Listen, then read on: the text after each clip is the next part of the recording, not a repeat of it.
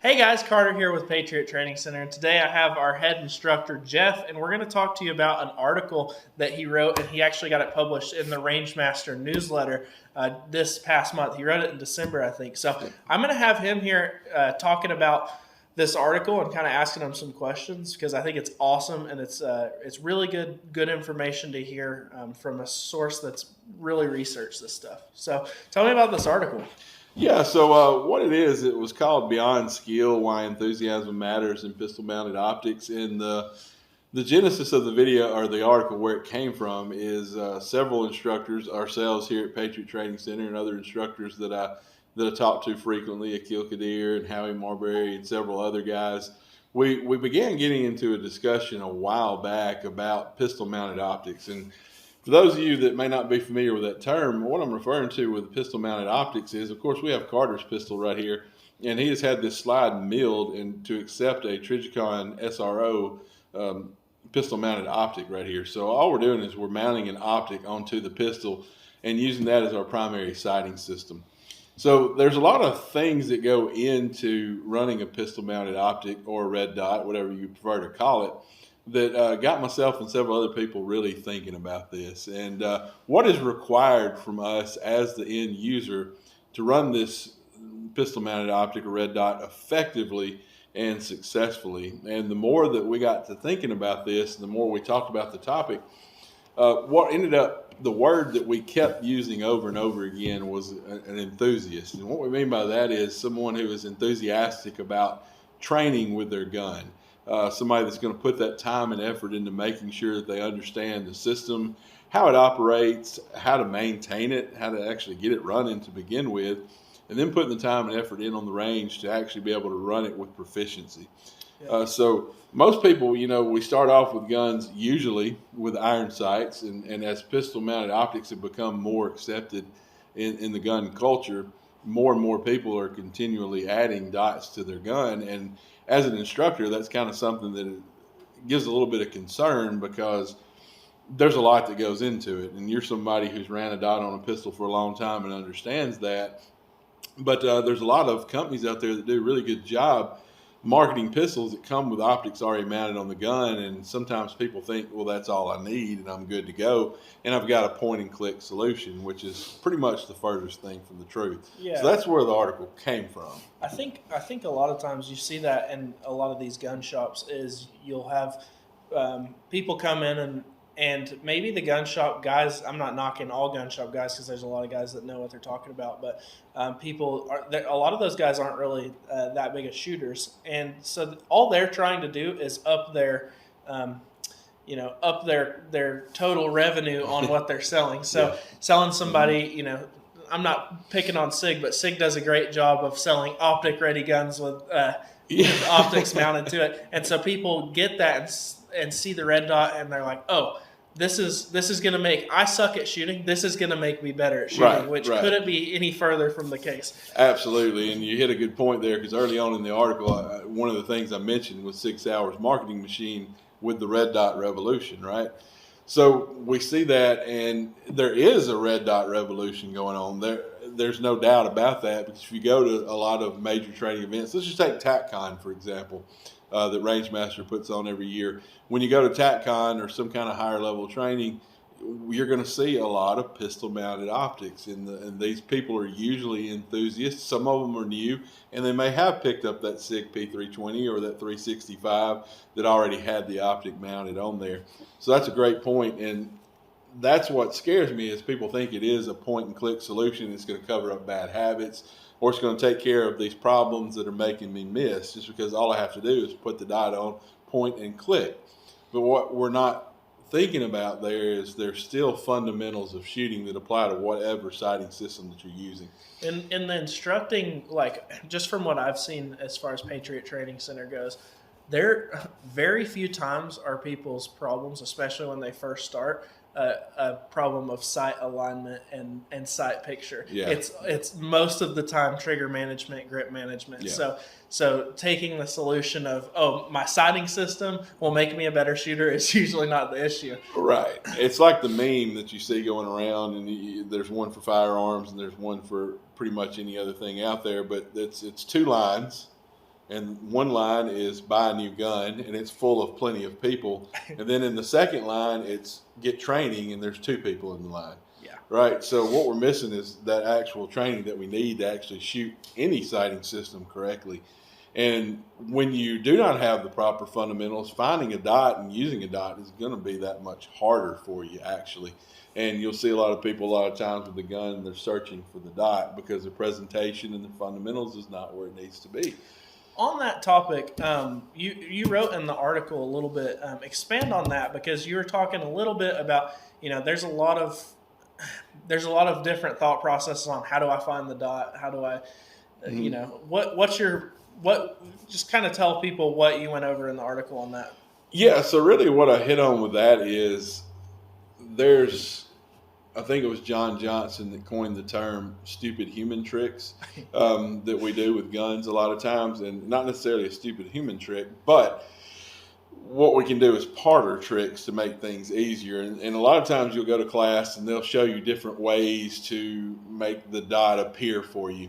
But sometimes all that is a shortcut or a range trick to get the dot to appear on a static target that's certain feet away from you, that's not moving, it's not talking, it's not shooting at you. Also could be less efficient. Absolutely. So what we have to have, whether we're using iron sights or a pistol mounted optic, it doesn't matter. We have to have a robust presentation that indexes our target every time, because we're doing it the right way, regardless of the height of where we need to aim the gun, whether it's a shot to the head, a shot to the chest, or whatever else it might be. That solid fundamental presentation is what gets the dot to your eye. Because really, and I have a different take on it than a lot, and some people disagree with me on that, and that's fine. But to me, if you refine your presentation and you bring the gun to your eye target line and you do that properly, you're going to find the dot. Yeah. No different than you're finding iron sights. Now, what's different there is obviously, and you can see on this pistol here, the height over bore with the red dot is higher, right? So that is the thing. But it's all about the presentation and getting the gun up to your eye target line and knowing where to index that gun on target. Yeah, actually, Caleb and I were talking about this, I think, a couple days ago, talking about, I never really had a problem finding the dot. Right. And but I told him, I was like, yeah, but you do dry work. Right. And so it really is one of those things. You can go and listen to those parlor tricks and do that, or you can put in the time doing dry work and build the index in a day or two. Absolutely. You can start seeing it every time within an hour or two of dry work. And in my experience, even with last week, I took my mom who'd never shot a dot before, and I said, we're not going to go to the range at all. We're going to sit here and dry work. And literally within an hour, it was boom every single time. Every time, and it's all about that hard work that we have to put in. If we're not willing to put in the work, it doesn't matter what system we have, whether it's iron sights, red dot, doesn't matter. Doesn't matter how much we paid for the gun. You can't buy skill. Skill is bought through hard work. It's earned with time in dry fire. It's earned with verification on the live fire range, and you just can't get around that. So they're not point and click solutions. They're not just put this on here and my problems are going to go away. Yeah. You got to put in that work. So talk to me a little bit. You started, I think you mentioned it a little bit, but in the article you talk about maintenance, because that's a big thing that people think that they just, put this on there. They don't have to do anything. What's some of the maintenance that goes into this and things we should think about? Yeah, absolutely. Like our good friend Akil says, and plenty of other people, you don't know what you don't know. So when we all start off with something new, we may not know what we need to know to do what we need to do with it. So first of all, that starts with even how we mount the optic to the gun. So there's different ways to do that. And in the article, I used a statement. I said the optic ready fallacy for optic ready pistols that you can buy from the store. And the reason I called that an optic-ready fallacy is because it's not a true representation of what that is. So if we buy a pistol like a Glock MOS pistol or a VP9 optic-ready or a Walther PDP, yes, those guns are technically optic-ready from the factory, but they're only optic-ready if you have a plate adapter that you can use to mount that gun to that optic cut from the factory, or you buy one of the new Holosun SCSs that are made directly to mount on that gun. But getting the thing even mounted to begin with is sometimes something people don't truly understand. So it's not as simple as just simply taking it and screwing it onto the slide and off you go. Yeah. Right? We measure the screws in inch pounds. So there's a certain amount of inch pound that the screws need to be torqued to actually mount the gun. For example, on this direct mill slide here, there's two screws. So this gun was milled, and 2 screws were placed into the slide where you directly mount this optic onto this gun and screw the screws in to a specified inch pound of torque, which keeps the gun theoretically mounted to the pistol optic mounted to the gun, right? But that's not it. It's got to have Loctite. Yeah. So what kind of Loctite? Do we want red Loctite? Absolutely not, because what does that do? Then you can't. You got to put heat on it to get it off. To get the screws out. And if red Loctite gets into the internals of your gun, you've got a whole major problem of a different variety. So that's just getting the thing mounted. And then you've got to actually zero the gun, which is a different story. But the maintenance of that is crucial. So, a lot of times we'll put witness marks on the screws. Once we get the Loctite in, we get the screws torqued to the proper specifications, we can mark the screws, and then we can mark a witness mark on the actual optic to make sure that those screws, when they back out, and that's another thing I said in the article, not if they back out, but when they back out, we know that we need to do some maintenance to that optic. And I would not use the same screws over again, for example. That's another thing that some people might not understand. Once those screws start to back out, you need to get those out of there, get a new set of screws, apply new Loctite to those screws, remount that gun, and then go out and check your zero to make sure it didn't change, because even the tiniest of little tolerance changes could actually offset your zero. Yeah. Another thing, you touched on plate mounting systems. Yeah. That is a huge thing that we're seeing in that optic ready game that you have to, because these manufacturers aren't going to make a specific gun for each optic. So mounting plates is how you get away with that. But exactly. Personal experience, I was in a class, it was an instructor class, and I had a gun, or this specific gun, it's cut for an RMR, but I was using an optic where you had to run a plate, and that plate actually came loose. So you're introducing 2 failure points instead of 1 failure point. Absolutely, and that's crucial. And why do they do that? From the factory, they do it so it can accept whatever optic that the end user wants to put on the gun. So they can't, as you said, lock it into one particular footprint. So that's another thing when it comes to these, and why enthusiasm matters, and being an enthusiast actually makes a difference to understand what Carter means when he says an RMR cut. So what that means is where these screws sit and how they mount into the slide. That's what we call an RMR footprint, because the original Trijicon RMR was not designed to even go on pistols. So someone had the idea of, hey, well, I'll just mill this slide out and I'll drill and tap some screw holes there, and I'll mount that RMR onto that pistol, and the RMR footprint was born. Yeah, it's even on the direct mill. It's actually the whole footprint of how the optic fits. Yeah, it fits in there. Yeah. Yeah. So, and then that optic particularly wasn't even made to ride on pistol slides. So they came out with the Type 2, which kept the same footprint. And this Trijicon RMR maintains that same optic footprint. But it's not the same for a Leupold Delta Point Pro, for example. It has its own unique footprint. And there's various other footprints out there as well. And unfortunately, you can't mount just any optic to any footprint, so therefore the plate system was born. And as he said, we get 2 more points of failure, because we're not only having to screw a plate into the gun, now we're having to screw the optic into the plate that's screwed into the gun. So now you have 4 screws holding the optic on, which is actually 2 more points of failure. So the lesser amount of points of failure we can get, the better. The other thing with that is, if you are checking, because on the optic you can check the witness mark to see if they back out. On, like, say the MOS cut for Glock, you would have to take the optic off to see if those screws have backed out until it's actually wiggling around. Right. So there's really no way to know, as far as, because your plate is sitting underneath the optic. Yeah. There's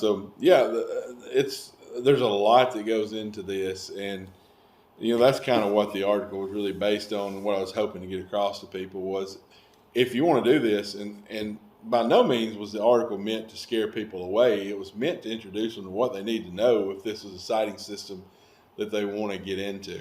Yeah. Because it's a sighting system I wholeheartedly believe in. Most of my guns have a pistol-mounted optic on them. Yeah, I think what I got out of the article is, it's just that, like you're talking about the optic ready fallacy, it's putting people in the mindset of it's easier. Yeah. And that's just not really what you want to be in. Right. And I see it all the time in class as well. You'll hear people say, well, you got a dot. You can do it when you're doing a demo or something. It's like, buddy, it's not the dot. No, it's not now, the dot. I will say there are some distinct advantages. Yes. Maybe you should talk about those too. If you're willing to put in the work, what are some of the advantages? Yes. So we first have to accept that you've got to put in the work to become proficient with the sighting system, meaning your presentation is on point, your fundamentals are on point to where you can get the gun out and go to work with it when you need to do so, and there's not a perceptible delay in that or a lag. So the advantages are pretty big to having this as a sighting system. And what I really like about it, first off, I'll say this: when you're shooting at distances of 3 and 5 yards, those advantages do not show up a great deal. Where the advantages show up for me personally is when you get out past 10, 12 yards.